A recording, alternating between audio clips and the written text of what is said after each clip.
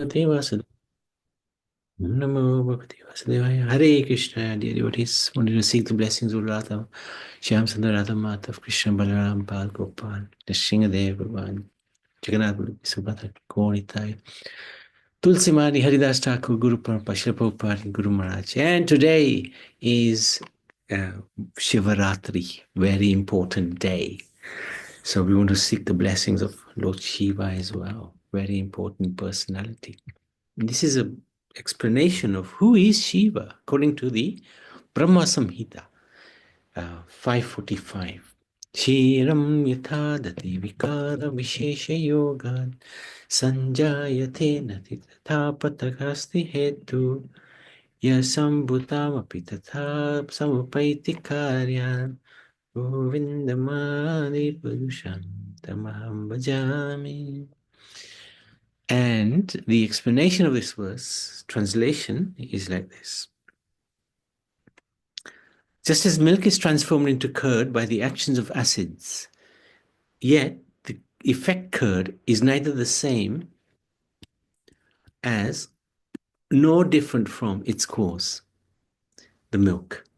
So I adore the primeval Lord Govinda, of whom the state of Shambhu, is a transformation for the performance of the work of destruction.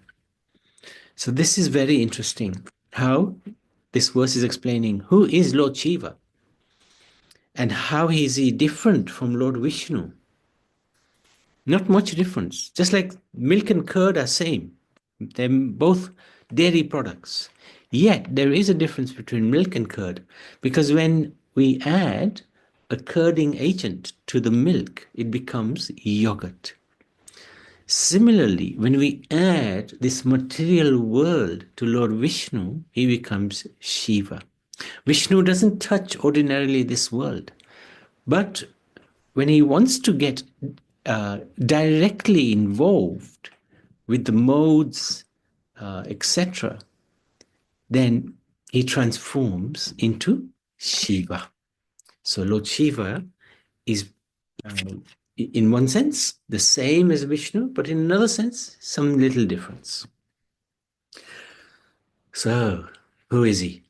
Lord Krishna is identified by Guru, Sadhu, Shastra as the Supreme Personality of Godhead and the source of all material and spiritual worlds. He says it himself in Bhagavad Gita, chapter 10, text number 8. When Lord Krishna wants to be in touch with this material world, he transforms into Lord Shiva. The Lord's glance wakes up material nature. So Lord Shiva is the same as Lord Krishna, but also different. So we've already just explained that, right? So theoretically, Shiva is both God and yet different from God as well. Very unique position and very difficult position to actually fully comprehend. Because of Lord Shiva's intimate contact with the material world, especially the quality of ignorance, because he's in charge of Tamaguna. He's one of the Gun avatars. It doesn't mean he's in ignorance. It means he's in charge of it. But being in charge of it means he has intimate contact with the material world. So the souls in this world may not receive the same spiritual restoration by worshipping him as by worshipping Vishnu. And we'll see a little bit later what happens when one worships Lord Shiva. He is actually very, very merciful, very kind-hearted. However, Lord Shiva holds the keys to leave this material world. Lord Krishna holds the keys for the soul to enter the spiritual world. So it's important to understand this. Shiva let us out, Krishna let us in. Lord Shiva's devotees are of three types. There's ghosts, hoblings, and the demons. The reason is because he is so kind, he's so merciful. Those who everybody else has rejected, he will give them shelter. How can one not love such a person? What an amazing personality. So he gives shelter to the ghosts, the hoblings, the demons. This is a little idea. He gives shelter to the yogis and the tapasvis, those who perform severe austerities. They also are devoted to Shiva. Many of them are devoted to Shiva. Especially the Nag Babas. These are the Nag Babas. And those who want material possessions, those who are greedy for enjoying this world, they will worship Shiva. So this is just giving an idea of the different aspects of the absolute truth. One God, many forms. And according to Bhagavad Gita, Srimad Bhagavad Puran, Brahma Samhita, Krishna is the original source of all avatars and incarnations, from whom Balaram comes, and then we have all these different incarnations, avatars coming. And then we have from Sankarsan here, the second Sankarsan, we have the three Vishnus, of whom the first is Karana Dakshaya Vishnu. He is the Vishnu lying on the ocean, Karana ocean, and when he breathes out, millions, billions of universes come out of the pores of his skin.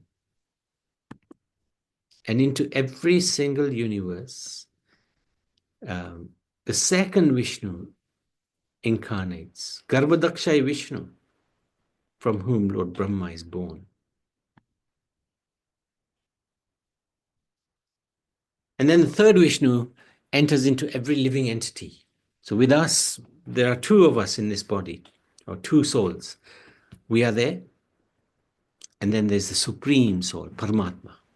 We're not the same, we're different.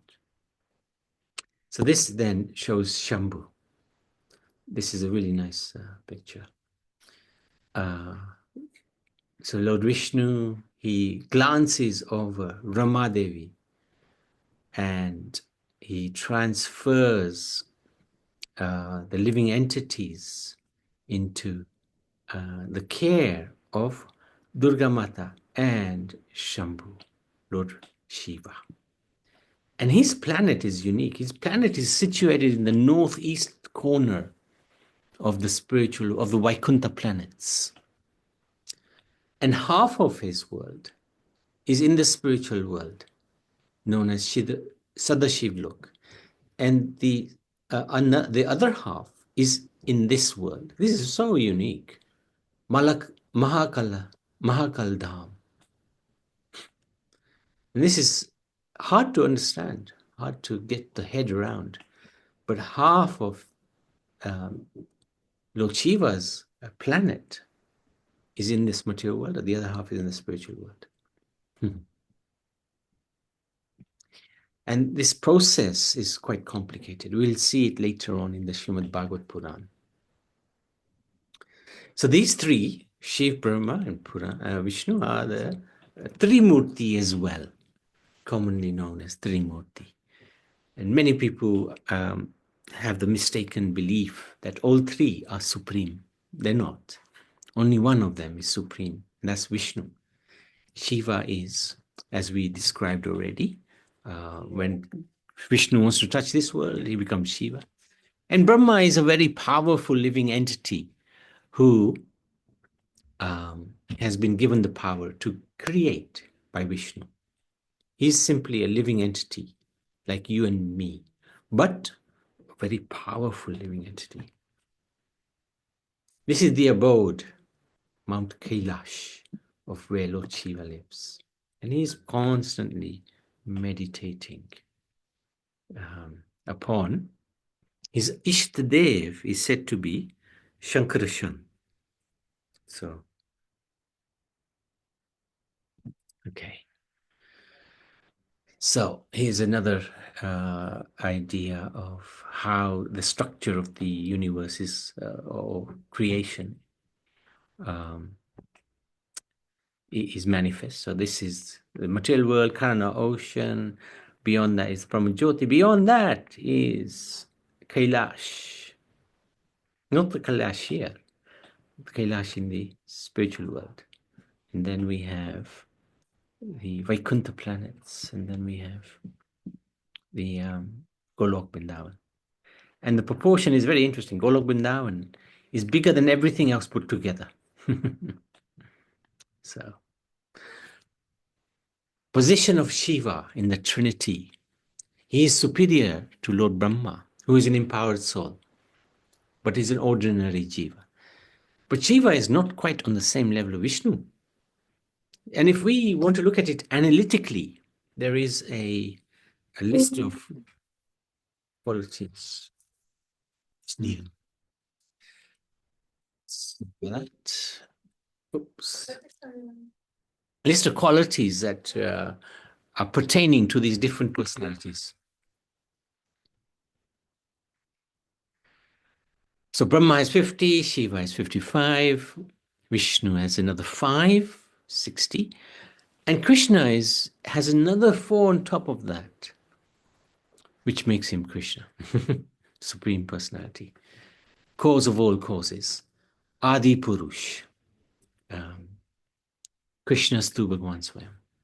It is therefore said that Lord Shiva is a unique living being who merits his own category known as Shiva Tattva. So this is very interesting. He has his abode in Mount Kailash, beyond this world. His abode is known as Shivlok, between the material world and Vaikuntha. Lord Shiva is one of the Gunavatars in charge of the moral ignorance and destroys the universe at the appropriate time. He doesn't destroy out of anger. He destroys it out of cause. The need to finish off the universe so that another one can start.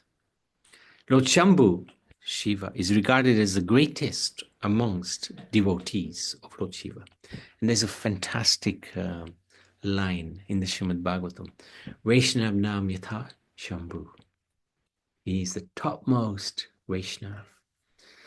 So to offend Lord Shiva would be a very bad mistake. Krishna would become very upset if we upset the topmost devotee of the Lord. He has many names, Shiva, which is like the original form which resides between the material and spiritual worlds. Shambhu means auspicious. Shiva also means auspicious. Nataraj, king of dancers. So at the end, he will do his dance. He'll be known as Nataraj. Rudra, enraged form of Shiva. Dakshinamurti, this is the yoga form of Shiva. He's constantly meditating, actually. Mostly you will see his pictures of meditation. Vishwanath, Lord of the universe. Mahadev, chief of the demigods. Shankar, giver of knowledge. Nilkant, blue thought. We know the pastime about that from the Kumbh Mela pastimes. Bolanath, simple, and Ashutosh, easily pleased. And this is the Shivling, which is like a manifestation. He is very kind and he manifests himself as Shivling, and in order for the devotees to worship him, they would worship him by offering bay leaves and water or milk. It's a very merciful personality. This is Kashi Vishwanath in Varanasi. And today, actually, we were hearing that a lot of the, what are they called? Akaras from the Kumbh Mela. All of them, not all. All of them, 100,000, 2,000, okay. And they actually went from the Kumbh Mela to Varanasi. How they got there, nobody knows. Nobody knows, because there are like millions of them. So they've all gone there in order to complete the Kumbh Mela festivities in Varanasi. So without that, their tapasya is incomplete. So they had to do that, go to Kashi Vishwanath and worship Lord Shiva there. There's a beautiful shivling there. And the current Prime Minister, Modi ji, has renovated that whole area beautifully, made that temple look very glorious. We were fortunate, I think, about not this August, the August before. Was it this August? I can't remember now. We went, last August, we went to Varanasi and were able to have darshan, bathe Lord Shiva, the Shivling in Kashi Vishwanath Mandir in Varanasi. Lord Shiva is among the most widely worshipped deity in Bharat. A lot of Shiv Bhaktas. The most popular form of worshipping Lord Shiva is the Lingam form, the Shivling, or Jyotirling even. The Shiv Puran describes the origin of the Lingam as the beginningless and endless cosmic pillar, stamba of fire, the cause of all causes. The major 12 Jyotirling Shiv temples of Bharat, such as Varanasi and Somnath, are particularly frequented on Maha Shivaratri. So Somnath is in Gujarat. So that is also, there's a lot of devotees who are worshipping there now. Varanasi, Banaras is considered to be the city specially loved by Shiva and one of the holiest places of pilgrimage in Bharat. Often his worshippers pray to Lord Shiva to gain material wealth, almost like a business transaction. That's not selfless devotion. That's a business transaction. I'll worship you, you give me. According to Vaishnav philosophy, the authorized method of worship of Shiva is described by the Rudra Sampradaya, known as the Vishnu Swami Sampradaya, which is an authorized Vaishnav lineage started by Shiva himself, in which Shiva is worshipped as the greatest devotee of Vishnu. He's bathed with milk and bel patra leaves. So this is an idea of how he is worshipped, especially today, but every day otherwise. Monday is his special day as well. And then the linga is decorated. This is him. He frequents the cemeteries because there's some crazy souls living who he gives shelter to. He's very kind. People are pouring milk over the lingam, but he's giving milk to those who need milk. Such a kind soul. And he also has, he gives whatever one wants. And that may not necessarily be a good thing sometimes. This fellow, forgotten his name now, but he wanted Shiva to give him something, a boon. Shiva didn't appear, so he would cut his own flesh and offer it in the fire. He was going to chop off his own throat and put it in the fire. And then at that moment, Lord Shiva appeared and he said to this fellow, "What do you want? What do you want? You are performing really too austere austerities. What do you want?" "Oh, I want the boon that whoever's head I touch, it should explode." And Lord Shiva didn't think about it. He said, "Tatastu, no problem. You can have that."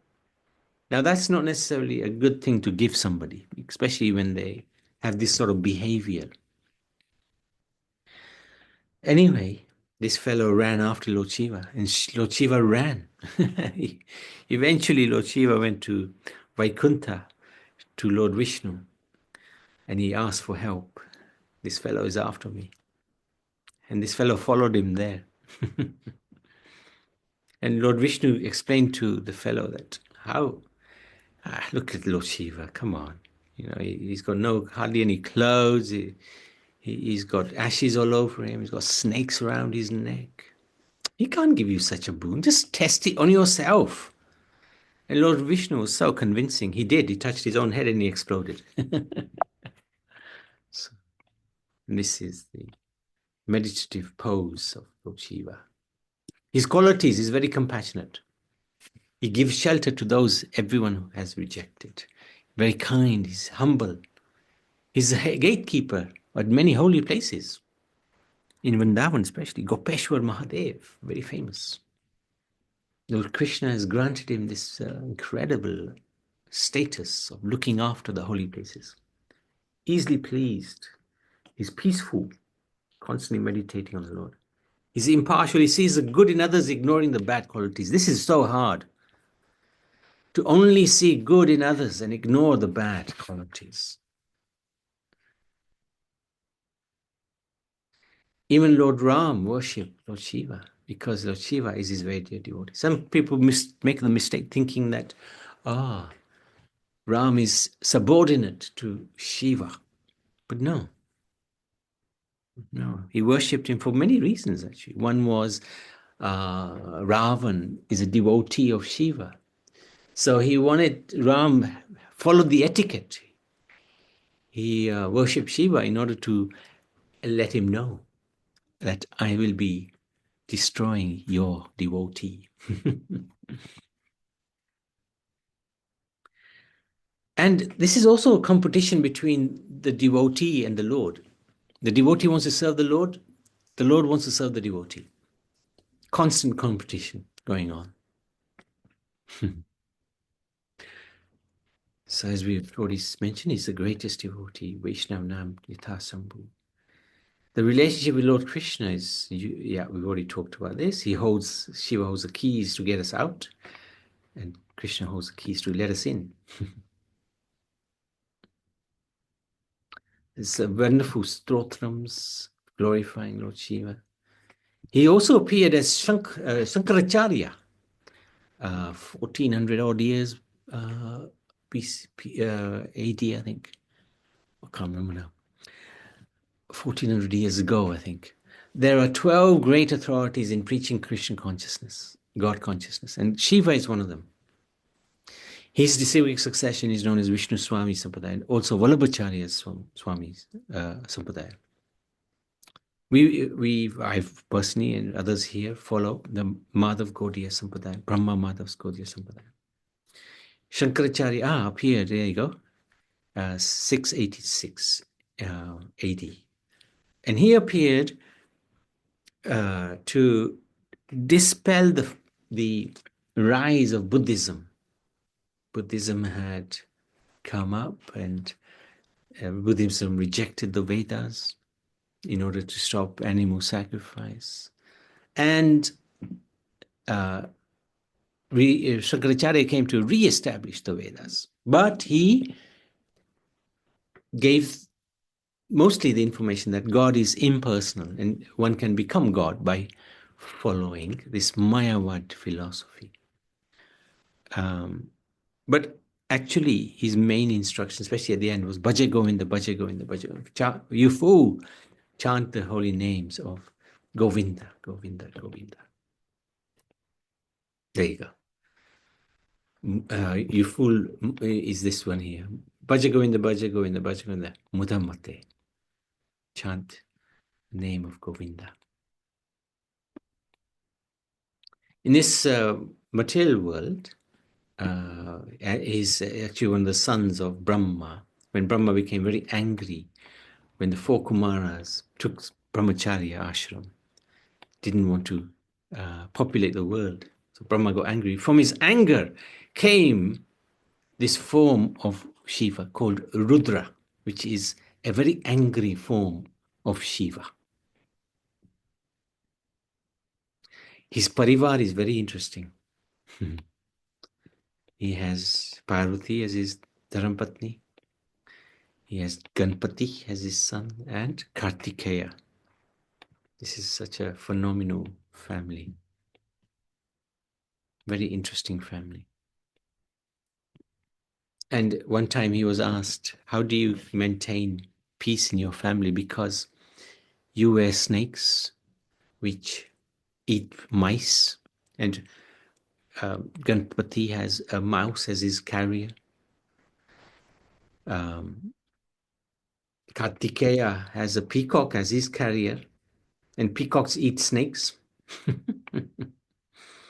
And you have a bull as your carrier, and bull don't get on with lions, which is the carrier of Parvati. So how do you maintain peace in your family?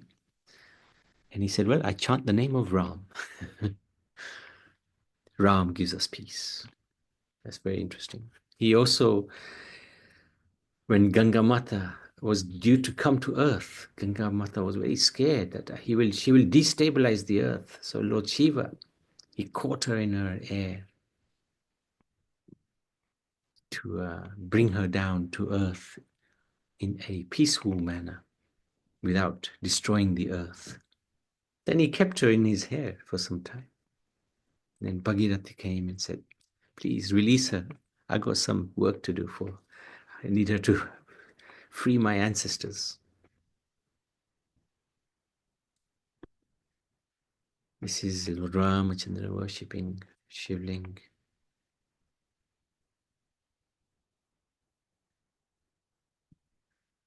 Okay, so we've done most of this. Yeah.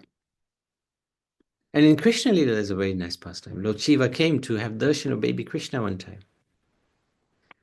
But Mother Yashoda didn't let him in because he looked pretty rough, disabled and no clothes, hardly any clothes, and ash colored, and a snake around his neck. She thought, whoa, I'm not going to give you darshan of baby Krishna. He's asleep. He's going to start getting nightmares. So she wouldn't let him in. This is the power of Mother Yashoda. So powerful.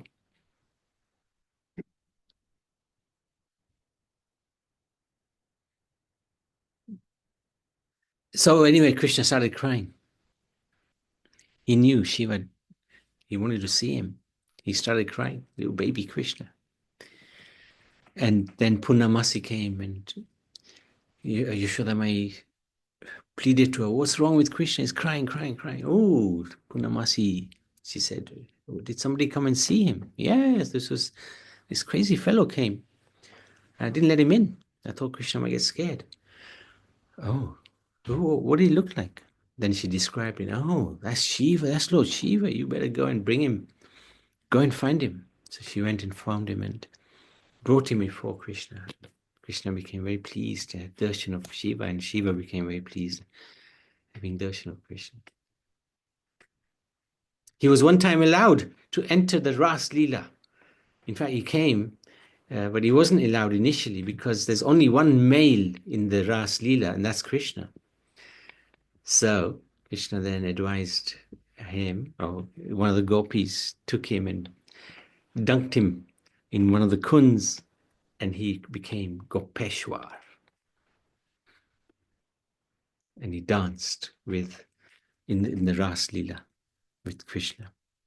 And Krishna, and they were enjoying, and Radharani was getting a little jealous. What's going on here? And Krishna said, don't you recognize this fellow? Or this gopi? Look, he's got a half moon. He's got a snake around his neck as well. Oh, it's Shiva. And this deity, Gopeshwar Mahadev in Vrindavan, is dressed as a gopi every evening. There's another deity. Advaitacharya is also known to be Sadashiva and Mahavishnu combined. He forced Chaitanya to appear on earth by his loud cries. Lord Chaitanya met Lord Shiva and spent 3 days together in Kailash. So this is very interesting. And the Mohini Murti pastime. This is really fascinating pastime. She came, as we know, in the Kumbh Mela pastimes. She was so beautiful form of Krishna. And even Lord Shiva became attracted to her and ran after her. And then later he was a little repentant. Oh, I fell for your Maya. No, Krishna said, it's not my Maya. That is me. No wonder you're attracted, because that is me.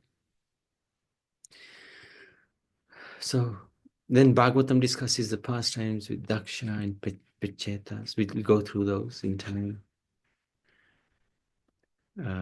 He explains the glory of Lord Ram to Parvati. At Kashi, when people die, they often go there to die.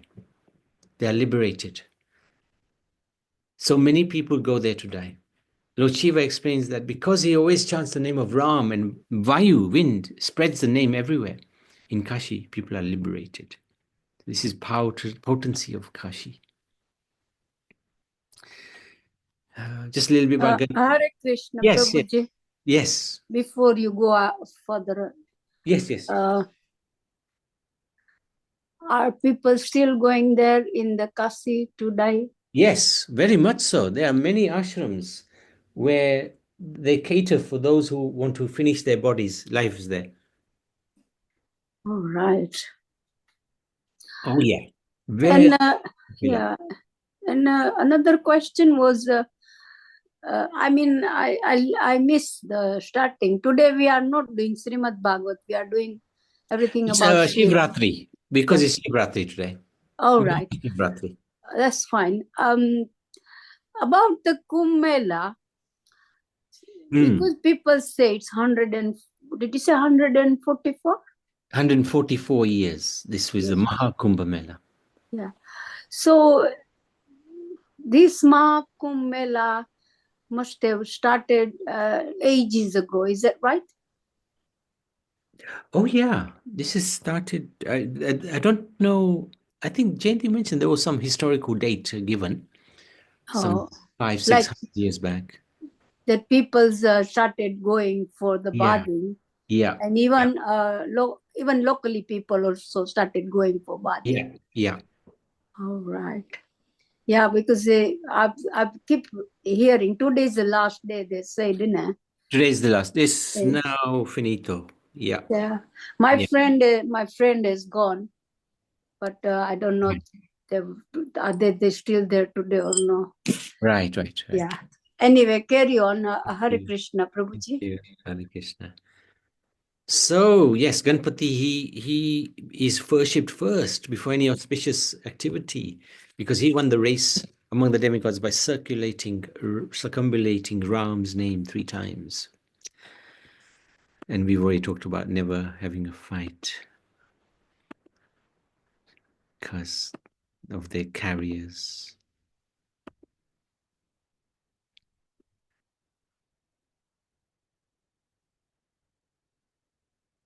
And the Shiv Bhaktas, they will wear the tilak across the forehead, 3 lines usually. Otherwise, Vaishnavas, there were so many different types of tilaks, usually going upwards on the forehead. That's one of the differences. Another difference is Shaivites believe that the world is illusion, but Vaishnavas believe that this world is real, but it's temporary. They study the Shiv Puran, Vaishnavas study Bhagavad Gita and Bhagavad Puran. Shaivites believe God has no form. They can merge with God. Vaishnavas believe ultimate form of God is personal, and we are God's servants. Some Shaivites smoke bhanga and cover themselves in ashes. They imitate the behavior of Shiva. Of course, nobody can imitate Shiva's behavior, but Vaishnavas follow the rules and regulations. How do Vaishnavas observe Shivaratri? They fast. Sometimes they go to the temple. Maharaj, Nanda Maharaj, and the Brijvasis, they went to temple in Gujarat to observe Mahashivaratri. Their mood is to pray for the welfare of Krishna, pray to be more attached to Krishna. Similarly, gopis would approach Katyani and Lord Shiva to have Krishna as their husband. Srila Prabhupada approved the worship of Shiva in the right mood, not as God, but as his devotee. Advaita Charya is his incarnation of Shiva and is a member of Panchatattva we worship daily. Fasting on Mahashivratri is optional. Some do Ekadashi fast.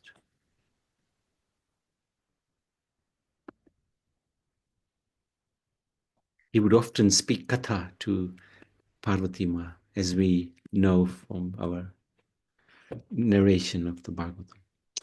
That's it. Mahadev ki jai, Lord Shiva ki jai. Any questions, any comments? Hare Krishna Prabhu, yeah. Hare Krishna, Shyamalini. So I want to ask you, you know that bit where it says Lord Shiva, when Brahma was angry, then Lord Shiva appeared, isn't it? Yes. Padashiv. No, Rudra, Rudra. sorry, Rudra. Rudra. Yeah, yeah, Rudra. So this is the Rudra Shiv that's on earth, is it, on this yeah, material? yeah, yeah. You could Yeah? say that. Yeah, there's several. There's several Rudras. It wasn't just one. I think there was definitely 11, maybe more. But yeah, they're all part of Lord Shiva. The Rudras who will the Rudras who appeared from Lord Shiva, Lord Brahma, they're a partial incarnation of Shiva. So, Okay. yeah. So they would not manage, they're angry. They're very, very angry.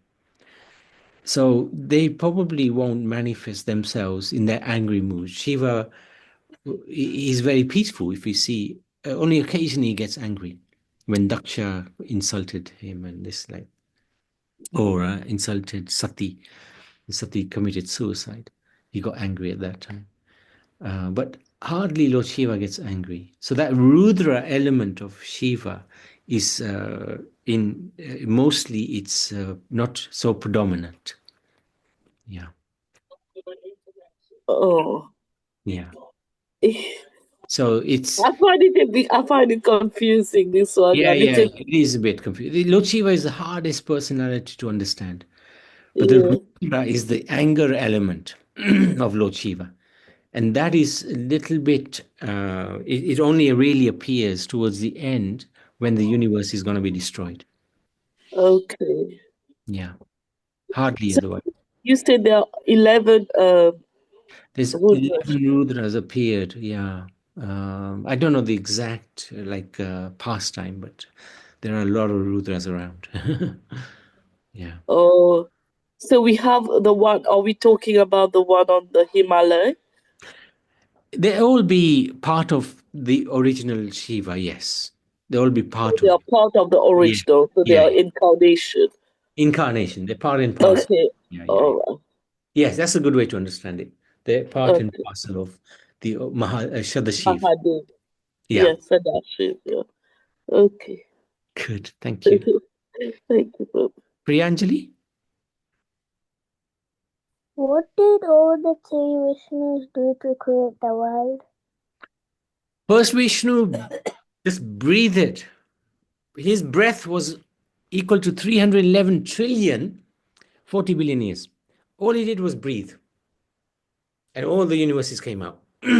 Second Vishnu went into every single universe.